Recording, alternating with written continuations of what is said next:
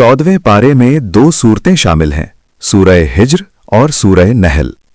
सूरह हिज्र में बताया गया है कि क़यामत के दिन कुफ़ार तमन्ना करेंगे कि काश हम मुसलमान होते। अल्लाह ताला ने कुरान मजीद की हिफाजत का ज़िम्मा खुद लिया है। इंसान की तख्लीक और शैतान की गुमराही का वाक़या बयान किया गया है। हज़रत इब्राहीम, हज़रत लूत और कौम समूद के वाक़यात से इबरत दिलाई गई है। सूरह नहल में अल्लाह की कुदरत और नेमतों का जिक्र है। तौहीद और रिसालत की दावत दी गई है। शहद की मक्खी के निज़ाम में अल्लाह की कुदरत की निशानी बयान की गई है। एक जामे आयत में अदल, एहसान और रिश्तेदारों के हुकूक का हुक्म दिया गया है और बुराई, जुल्म और फहाशी से मना किया गया है।